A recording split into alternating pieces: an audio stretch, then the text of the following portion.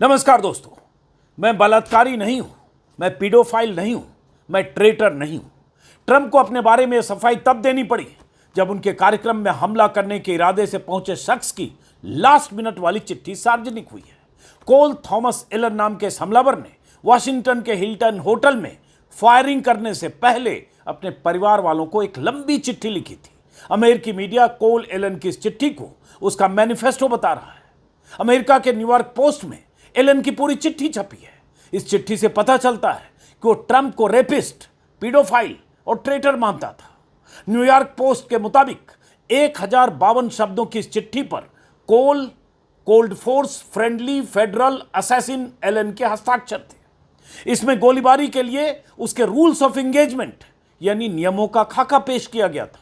हमले वाली जगह पर पहुंचने से ठीक 10 मिनट पहले अपने परिवार के नाम भेजे इस संदेश में कोल एलन ने क्या लिखा, ये बताने से पहले आपको ये बता दूं कि अमेरिका में एक बहुत बड़ा तबका इस हमले को स्टेज मैनेज घोषित कर रहा है। ये दलील दी जा रही है कि जिस तरह से सिक्योरिटी को ढीला छोड़कर उस हमलावर को वहां तक पहुंचने दिया गया, जिस तरह से वह हमलावर एक नहीं कई हथियार लेकर फायरिंग करता हुआ उस बॉलरूम के दरवाजे तक पहुंच गया था, जहां राष्ट्रपति, उपराष्ट्रपति, रक्षा मंत्री, विदेश मंत्री और सैकड़ों पत्रकार थे, करीब 2600 लोग।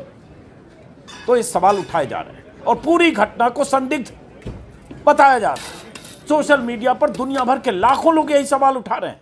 खास बात यह है कि ट्रंप विरोधियों से लेकर CIA के पूर्व अधिकारी तक इसमें कॉन्स्पिरेसी थ्योरी देख रहे हैं। जी हां, CIA के पूर्व अधिकारी इस घटना को स्टेज कर रहे हैं। हालांकि मामला क्या है, जांच के बाद ही पता चलेगा। तरह तरह के बयान हैं, इसकी कोई तस्दीक नहीं कर सकता, मैं भी नहीं कर रहा हूं। उन तमाम सवालों पर बात करने से पहले कोल एलन नाम के इस हमलावर की चिट्ठी में क्या है, सुनिए। फिर ट्रंप से जब इसके आरोपों के बारे में सवाल पूछा गया तो सवाल पूछने वाली एंकर को कलंक और शर्मनाक ट्रंप क्यों कहने लगे, कैसे ट्रंप उस एंकर पर नाराज हो गए, अमेरिकी चैनल के एंकर पर, उस पर भी बात करेंगे। लेकिन पहले उस चिट्ठी की बात। ये चिट्ठी है, इसका मैंने हिंदी तर्जुमा किया है, ट्रांसलेशन। इस चिट्ठी में उसने लिखा, कोल एलन ने, आज मैंने शायद बहुत से लोगों को चौंका दिया होगा। शुरुआत मैं उन सभी से माफ़ी मांगकर करना चाहता हूं जिनका भरोसा मैंने तोड़ा। मैं अपने माता पिता से माफ़ी मांगता हूं। मैंने कहा था कि मेरा इंटरव्यू है, लेकिन यह नहीं बताया कि यह मोस्ट वांटेड के लिए है। मैं अपने सहकर्मियों और छात्रों से भी माफ़ी मांगता हूं कि मैंने पर्सनल इमरजेंसी का बहाना बनाया। जब तक कोई इसे पढ़ेगा मुझे शायद सच में अस्पताल जाने की ज़रूरत होगी, लेकिन इसे आत्म प्रेरित स्थिति नहीं कह सकता। इसको पता था, इस चिट्ठी से लग रहा है कि वो फायरिंग करने के बाद पकड़ा जाएगा, गोली भी उसे लग सकती है, हॉस्पिटलाइज भी हो सकता है, तो इसलिए पहले एंटिसिपेट करके लिख रहा है। और कल के वीडियो में भी मैंने बताया था, आप सबको पता होगा कि बेहद प्रतिभाशाली ये शख्स था, है, अभी तो है। कैलिफोर्निया यूनिवर्सिटी से इसने ग्रेजुएशन किया, टेक्निकल एजुकेशन में मास्टर्स की डिग्री ली, इंजीनियर, साइंटिस्ट, टीचर, और बहुत बेहतरीन टीचर के तौर पर इसे अवार्ड भी मिला। तो एक तरह से बहुत पढ़ने के तौर पर देखें, एकेडमिशियन के तौर पर देखें तो बहुत प्रतिभाशाली था। बहुत सारे छात्र इसके मुरीद थे। बहरहाल इसमें क्या है, और ऐसा शख्स इस तरह से हमलावर बनकर क्यों पहुंचा, तो उसकी मनोदशा समझने की कोशिश कर सकते हैं।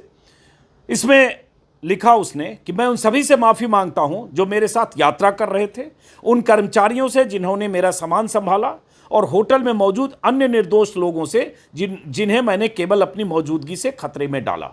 तो ये लिख रहा है, जिसके साथ भी ट्रैवल करता हुआ वहाँ से कैलिफोर्निया से वाशिंगटन DC तक वो पहुँचा था, ट्रेन से और बस से। जैसे भी खबरें ये भी आ रही कि होटल में इसने पहले चेक इन कर लिया था, चूँकि इसके पास हथियार थे, हथियार ये खोल कर ले गया था, मतलब डिसमेंटल करके, और वहीं उसने हथियार को असेंबल किया उस हमले के ठीक पहले। तो सबसे इसने माफ़ी मांगी। उसके बाद ट्रंप, मैं उन सभी से माफ़ी मांगता हूं जो पहले पीड़ित हुए या मारे गए, मतलब इसे ये पता था कि इसकी फायरिंग से अंदेशा था कि लोग मारे जा सकते हैं, तो उसके लिए भी माफ़ीनामा पहले लिख दी। उन सभी से जिन्होंने मेरे इस प्रयास से पहले कष्ट झेला, और उन सभी से जो आगे भी पीड़ित हो सकते हैं, चाहे मैं सफल होऊं या असफल। मुझे माफ़ी की उम्मीद नहीं है, ये भी लिख रहा है। मतलब ये इरादे से पहुंचा था क्या? इस चिट्ठी से लगता है कि इसकी फायरिंग में बहुत सारे लोग मारे जा सकते हैं, कोई बड़ी घटना हो सकती है, और इसलिए जो इसके निशाने पर उनसे माफ़ी मांग रहा है, किन से माफ़ी मांग रहा है और किन से नहीं मांग रहा है और किन को टारगेट करने गया था, ये इस चिट्ठी से कुछ अंदेशा मिलता है, पता चलता है। बहरहाल इसमें लिख रहा है कि अगर मुझे इतना करीब पहुंचने का कोई और तरीका दिखता तो मैं वही चुनता, फिर से मेरी तरफ से माफ़ी। मतलब उसे यही तरीका दिखा वहाँ पहुँचने का। कहाँ? उसमें आगे लिखा कि मैं यूनाइटेड स्टेट्स ऑफ अमेरिका का नागरिक हूँ, मेरे जो रिप्रेजेंटेटिव्स हैं वो जो करते हैं वो मुझ पर भी प्रतिबिंबित होता है, रिफ्लेक्ट होता है।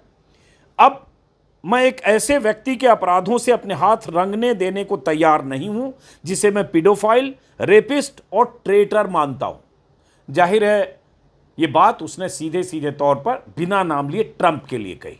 और ट्रंप को ये सब कब से और क्यों कहा जाने लगा? क्योंकि एप्स्टीन फाइल्स में ट्रंप के नाम आए। एप्स्टीन से उनकी निकटता थी, करीबी थी, और एक दौर में बहुत अंतरंग दोस्त थे। एप्स्टीन के साथ उनकी अंतरंगता की बहुत सारी तस्वीरें, वीडियो, एप्स्टीन के साथ, लड़कियों के साथ बहुत अलग अलग जगह पर ट्रंप के वीडियो हैं। और कहा जाता है कि ट्रंप 80 के दशक में, 90 के दशक में बहुत करीब थे एप्स्टीन के, जो बाद में जेल में उसकी संदेहास्पद मौत हुई, जिसकी कहानियाँ आप जानते हैं। बहरहाल तो इसका मकसद यही है कहने का कि मैं ऐसे व्यक्ति के अपराधों से अपने हाथ रंगने देने को तैयार नहीं हूं जिसे पीडोफाइल, रेपिस्ट और ट्रेटर मानता हूं। उसके बाद पूरी ईमानदारी से कहूं तो मैं बहुत पहले से तैयार नहीं था, लेकिन यह मेरा पहला वास्तविक मौका था जब मैं कुछ कर सकता था उस घटना के बारे में जो ये करने पहुंचा। उसके बाद जब मैं इस पर बात कर रहा हूं तो मैं अपने अपेक्षित एंगेजमेंट के नियम भी बताऊंगा। ये रूल्स ऑफ एंगेजमेंट बनाकर गया था कि उसे कैसे वहाँ जो घटना को अंजाम देनी है तो कौन उसके टारगेट पर होगा, किसे उसे टारगेट बना सकता है और किसे नहीं। तो शायद बहुत ख़राब तरीके से मैं ये बताऊंगा क्योंकि मैं मिलिट्री का नहीं हूं, जो जैसा है वैसा है। उसके बाद आगे क्या है कि टारगेट पर इसके कौन कौन हो सकते थे, प्रोबेबल, बचाव की वजह से या जो इसे रोकने की कोशिश करते। तो इसने लिखा है एडमिनिस्ट्रेटिव ऑफिसर्स, ब्रैकेट में पटेल को छोड़कर, मिस्टर पटेल, कैश पटेल जो FBI के डायरेक्टर हैं, पता नहीं क्यों उन्हें बख्शा है इसने। ये टारगेट हैं उच्च पद से निच पद तक, निम्न पद तक प्राथमिकता के अनुसार। मतलब एडमिनिस्ट्रेशन के जो ऑफिशियल्स हैं उसके टारगेट थे। सीक्रेट सर्विस, ये केवल आवश्यकता पड़ने पर टारगेट हैं, ज़रूरत पड़ने पर मुमकिन हो तो इन्हें गैर घातक हथियारों से निष्क्रिय किया जाए। ये भी पता चला कि उसके पास, हालांकि कैसे गैर घातक हथियारों से निष्क्रिय करता, वहाँ 200 से 300 सीक्रेट एजेंट रहे होंगे ट्रंप, जहाँ जिस होटल में, ज़्यादा भी हो सकते हैं। और उसके बाद इसके पास एक बड़ा गन था, एक छोटा गन था, शॉर्ट गन, चाकू था, कुछ और छिटपुट हथियार थे। खैर, होटल सुरक्षा, जहाँ तक संभव हो टारगेट नहीं करना है जब तक वो मुझ पर गोली ना चलाए। कैपिटल पुलिस, होटल सिक्योरिटी जैसा ही, मतलब कैपिटल पुलिस को टारगेट नहीं करना है। नेशनल गार्ड, होटल सिक्योरिटी जैसा ही, मतलब उसे टारगेट नहीं करना है। होटल स्टाफ, बिल्कुल टारगेट नहीं करना है। मेहमान, जो भी मेहमान थे उस हॉल में, बिल्कुल टारगेट नहीं करना। मतलब साफ साफ कह रहा है कि उस हॉल में जो मेहमान थे लगभग 2600, उन्हें टारगेट इसे नहीं करना था। जान माल का नुकसान कम करने के लिए मैं स्लग्स की बजाय बक शॉट का उपयोग करूंगा, इस तरह से भी बनाया। अगर बहुत ज़रूरी हुआ तो मैं यहाँ मौजूद अधिकांश लोगों से होकर भी अपने टारगेट तक पहुँच जाऊंगा। मतलब सीधे सीधे इसकी बात से लगता है कि इसके निशाने पर ट्रंप एडमिनिस्ट्रेशन के लोग थे, ट्रंप हो सकते हैं, क्योंकि बात उसी तरह की इसने लिखी है। और उसके बाद इस आधार पर कि अधिकांश लोगों ने ऐसे व्यक्ति का भाषण सुनने का चुनाव किया जिसे मैं अपराधी मानता हूँ और इस प्रकार वो सहभागी है। मतलब जो लोग भाषण सुनने के लिए गए उन्हें भी अपराधी मानता हूं। अगर ज़रूरी हुआ तो वो हमारे निशाने पर हो सकते हैं। मैं सच में उम्मीद करता हूं कि ऐसा ना हो। और उसके बाद खुद ही इसने कुछ ऑब्जेक्शन और उसके जवाब दिए हैं कि ऐसी घटना अंजाम देने पर लोग ऑब्जेक्ट कर सकते हैं या जो लोग सवाल उठा सकते हैं कि ऐसा तुमने क्यों किया। तो सवाल भी इसने खुद बनाए और जवाब भी दिया। मानसिक तौर पर उसकी क्या अवस्था होगी इसकी कल्पना मैं नहीं कर सकता, लेकिन कहीं न कहीं उसका इस तरह से लिखना उसकी एक मानसिक अवस्था का द्योतक ज़रूर है। ट्रंप तो उसे मानसिक तौर पर बीमार घोषित कर चुके हैं।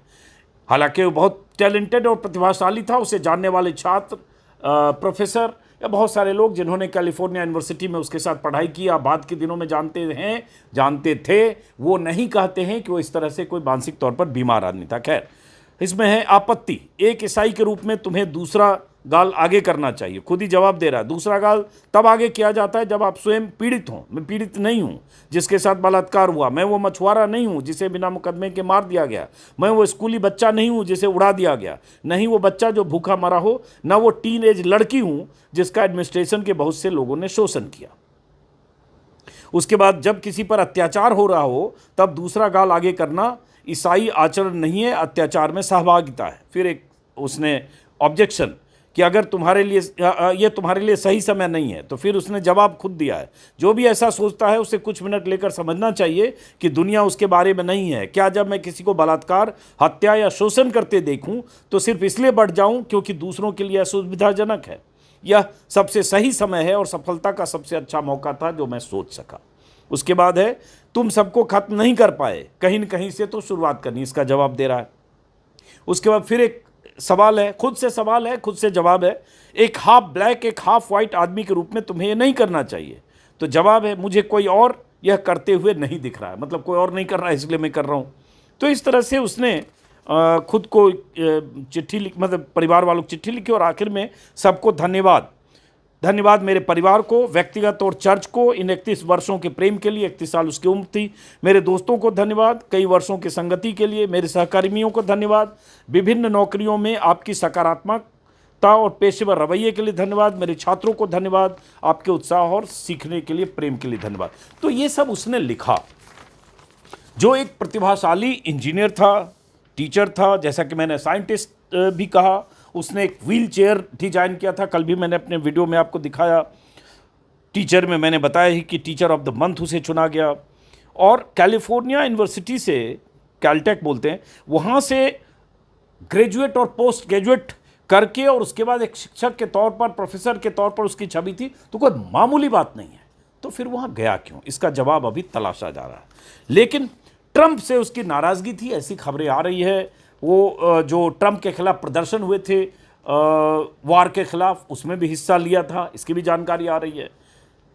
तो तरह तरह की कहानियां अभी उसके बारे में आ रही हैं। खैर, तो हुआ ये, और चूंकि उसने एक तरह से इनडायरेक्टली बिना ट्रंप का नाम लिए उनका ही चरित्र चित्रण किया, पीडोफाइल और रेपिस्ट और ये लिखकर, तो इसलिए सोशल मीडिया में अमेरिका में काफ़ी हंगामा मचा है। तो हुआ ये कि CBS अमेरिकी चैनल है, उस पर एक 60 मिनट्स के नाम से एक शो आता है, हर रविवार को आता है। उस शो की एंकर ने, ओडोनेल नाम है उनका, उन्होंने एक इंटरव्यू किया है ट्रंप का, कल देर रात शायद। उस इंटरव्यू में उन्होंने ट्रंप से यही सवाल पूछा जो इसके चिट्ठी में ट्रंप पर आरोप है, और क्या ट्रंप ने जवाब दिया। मैं चाहता हूँ हिस्सा जरा सुनिए। I am no longer willing to permit a pedophile, rapist, and traitor to coat my hands with his crimes. What's your reaction to that? Well, I was waiting for you to read that because I knew you would, because you're horrible people, horrible people. Yeah, he did write that. I'm not a rapist. I didn't rape anybody. Do you think he was referring to you? Excuse me. I'm not a pedophile. You read that crap from some sick person, but you should be ashamed of yourself reading that, because I'm not any of those things. Mr. President, and I these was are never, the excuse gunman's me, words. excuse. अब देखिए, Trump यहाँ बौखलाए जब इस anchor ने पूछा कि उसने ऐसा कहा, और उसके बाद रिएक्शन, तो उसी पर झल्ला के उन्होंने कह दिया आपको शर्म आनी चाहिए, आप एक बकवास बीमार आदमी का लिखा हुआ पढ़ रहे हो, यू आर ए डिसग्रेस। मतलब एंकर को, ये ट्रंप की फितरत है, चाहे वो CBS हो, चाहे CNN हो, चाहे न्यूयॉर्क टाइम्स हो। ऐसे रिपोर्टर्स जो ट्रंप से तीखे सवाल या वाजिब सवाल पूछते हैं, उन पर ट्रंप बिदकते हैं, भड़कते हैं। उन्हें पसंद है फॉक्स न्यूज़ के रिपोर्टर्स जो प्रो ट्रंप माने जाते हैं। वहाँ यहाँ का जैसे गोदी मीडिया है, वैसे वहाँ का फॉक्स न्यूज़ है, और भी कई मीडिया संस्थान। बहरहाल, तो उसके बाद दूसरा एक सवाल जो ओडोनेल ने पूछा कि हुआ ये था कि स्टेज से जब रेस्क्यू कराया गया, जैसे ही गोलीबारी की आवाज़ आई, भगदड़ मची, हड़कंप मचा, और वो मेटल डिटेक्टर उसको तोड़कर जब आगे की तरफ फायरिंग करता हुआ भागा, जिसमें एक सीक्रेट सर्विस एजेंट को गोली लगी, लेकिन बुलेट प्रूफ था इसलिए कोई हर्ट नहीं हुआ वो। और उसके बाद बॉल रूम में जो हंगामा मचा और जिस तरह से भगदड़ मची, लोग टेबल के नीचे, मेज के नीचे, कुर्सी के नीचे, बेंच के नीचे, जहाँ तहाँ लोग छिप गए और एकदम पूरा पैनिक जैसा माहौल था। सैकड़ों वीडियो कल सुबह से लेकर कल रात तक वायरल हुए उस हॉल के, कि किस तरह से पीट हेग्सेथ कहीं बैठे थे, वो कैसे बगल से उनको सीक्रेट सर्विस के एजेंट्स ले गए, कैसे मार्को रूबियो को वहां से बचाकर ले जाया गया। लेकिन खास बात स्टेज पर दिखी, जब स्टेज पर ट्रंप, उनकी पत्नी और जेडी वैंस और कुछ लोग बैठे थे और एक जादूगर वहां कुछ ट्रिक दिखा रहा था और उसी बीच फायरिंग की आवाज आई। सीक्रेट सर्विस के एजेंट दौड़े, कुछ दौड़े ट्रंप के पीछे और जो गनमैन थे, जो फोर्सेस थी, अमेरिकी फोर्सेस, सिक्योरिटी फोर्सेस, वो सब ने भी मोर्चा संभाला। लेकिन ट्रंप जाते उनसे पहले दूसरी तरफ से, स्टेज की दूसरी तरफ से, जो विजुअल आप स्क्रीन पर देख रहे हैं, जेडी वैंस जहां बैठे थे अमेरिकी वाइस प्रेसिडेंट, 2-3 लोग पहुंचे जिसमें एक सीक्रेट सर्विस एजेंट बाकायदा जेडी वैंस का दोनों शोल्डर पीछे से कोट का पकड़ के एक तरह से कहीं खींचते हुए और उसके बाद उठाता है और उसके बाद जेडी वैंस भागते हुए अंदर जाते हैं स्टेज के पीछे, बैक स्टेज, लेकिन एकदम जल्दबाजी में। और जब जेडी वैंस उठ के जा रहे हैं और उन्हें खींच के ले जा रहा है सीक्रेट सर्विस एजेंट, तो ट्रंप लगभग स्टेज पर थे, मतलब वो 5-7-10 सेकंड बाद ट्रंप जाते हुए दिखे, उसमें लड़खड़ाए भी है, वो गिर भी गए हैं। तो एक सवाल उठा कि जेडी वैंस को पहले रेस्क्यू किया, ट्रंप बाद में गए, क्या वजह थी? तो एक सवाल पूछा ओडोनिल ने, मैं चाहता हूं वो सवाल भी सुनिए। Counter assault comes in, took 10 seconds for them to flank you, Mr. President, and then 20 seconds to get you out. It looked chaotic. At one point, you were down. What was happening? Well, what happened is it was a little bit me. I wanted to see what was happening, and I wasn't making it that easy for him. I wanted to see what was going on. And by that time, we started to realize maybe it was a bad problem, different kind of a problem, bad one, and different than what would be normal noise from a ballroom, which you hear all the time. And I was surrounded by great people, and I probably made them act a little bit more slow. They said, wait a minute, let me see, wait a minute. So, you know, I'm telling guys. अब जब सवाल पूछा तो उन्होंने कहा कि मैं देखना चाहता था कि वहां क्या हो रहा है और मैं सिक्योर था, ऐसा उनका कहने का मतलब था कि मैं देखना चाहता। तो इस तरह के सवाल लगातार उठ रहे हैं कि ऐसा क्यों हुआ, कैसे हुआ कि एक हमलावर उस होटल तक पहुंच गया। बहुत सारे जर्नलिस्ट जो उस हॉल में, सैकड़ों जर्नलिस्ट थे, चूंकि व्हाइट हाउस करस्पॉन्डेंट्स का ही डिनर था, कि वहां कोई सिक्योरिटी का अरेंजमेंट जैसा होना चाहिए था। बॉलरूम के पहले एक लेयर जरूर था, लेकिन होटल में कोई भी जा सकता था, पास दिखाकर, जो एक पत्रकारों को पास दिया गया था, गेस्ट को, और उसके लिए कोई चेकिंग नहीं थी। और एक शख्स हथियार लेकर भागता हुआ, दौड़ता हुआ, कैसे एक लेयर को तोड़कर, चेक पॉइंट को तोड़कर लगभग बॉल रूम के पास पहुंच चुका था। और अगर वो दाखिल हो जाता और तड़ातड़ फायर कर देता तो पता नहीं क्या होता। उस हॉल में 2600 लोग थे, तमाम वीआईपी, और वो सब उस पैनिक में, जिस तरह से 5-7 मिनट तक तो ऐसा माहौल उस हॉल में था कि बहुत सारे लोग, कुछ रोते हुए वीडियो भी आए लोगों के, महिलाओं के, लग रहा था पता नहीं किस पर गोली चल जाएगी, क्या हुआ, क्योंकि कुछ पता नहीं चल रहा था। राष्ट्रपति, उपराष्ट्रपति को रेस्क्यू करके ले जाया गया था, हॉल में लोग थे। खैर, ये तस्वीरें स्क्रीन पर उस पैनिक के वक्त की देख रहे हो, बाहर भाग दौड़ हो रही है। 200, 250, 300 जितने भी सीक्रेट एजेंट्स रहे होंगे, जो उनकी अमेरिकन फोर्सेज, जो सिक्योरिटी फोर्सेज रहेगी, दौड़ भाग पूरे कॉरिडोर में भगदड़, और उसी बीच उसको दबोच भी लिया गया, जो तस्वीर ट्रंप ने खुद पोस्ट की। बहरहाल, तो इसको लेकर तमाम तरह की कहानियां, अभी इन्वेस्टिगेशन होना है कि ये जो चिट्ठी लिखी है इस शख्स ने, किस मनोदशा में लिखी, क्या कहानी है, इसका क्या बैकग्राउंड है, क्या ट्रैक रिकॉर्ड है, ये सब अभी आनी बाकी है। लेकिन कुछ सवाल जो वहाँ के बहुत सारे लोग उठा रहे हैं, जैसे एक इंटरव्यू देख रहा था मैं, पूर्व CIA अफसर हैं लैरी जॉनसन, उन्होंने एक अमेरिकी चैनल से इंटरव्यू में कहा है, स्क्रीन पर आप देख रहे हैं, पहले सुन लेते हैं।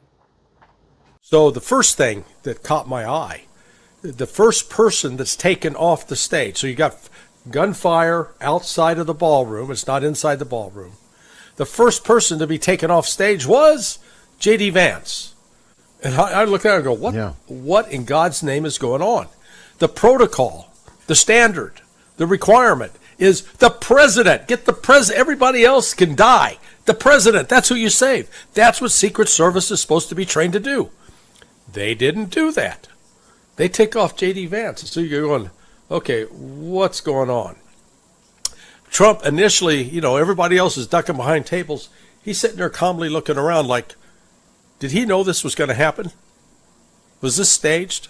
I believe it was staged. Johnson ने कहा कि होटल में जो ये गोलीबारी हुई एक तरह से कॉन्स्पिरेसी थी, स्टेज थी। सीक्रेट सर्विस ने जानबूझकर प्रोटोकॉल तोड़ा, पहले जेडी वैंस को बचाया, फिर ट्रंप को पीछे छोड़ दिया। ट्रंप वाशिंगटन का जो एडमिनिस्ट्रेशन है एक नाटक कर रहा है, थिएटर कर रहा है। अब इसका क्या मतलब है? जेडी वैंस को दिख तो रहा है कि जेडी वैंस को पहले रेस्क्यू कराया गया, ट्रंप बाद में गए। ट्रंप कह रहे हैं कि मैं खुद 10 सेकेंड एक्स्ट्रा रुका। अब ये सब मैं इसका एक्सपर्ट नहीं हूँ, मैं नहीं जानता। एक चीज़ तो ये भी हो सकती, इधर जो सीक्रेट सर्विस के एजेंट थे वो जेडी वैंस की तरफ दौड़े, उधर से बट पता नहीं, ये जो कह रहे हैं वो CIA के अफसर रहे। तो ये सारे सवाल, सारे बयान, और इन सब के बीच ये इन्वेस्टिगेशन कि हमला हुआ तो हमलावर वहाँ तक कैसे पहुँचा, एकदम बॉल रूम के बाहर तक कैसे पहुँचा, उसके पहले उसके पास हथियार कैसे लेकर वहाँ तक पहुँचने में कामयाब हुआ। तो ऐसे बहुत सारे सवाल हैं, उन सवालों का जवाब अमेरिकी सीक्रेट एजेंसी तलाश रही है।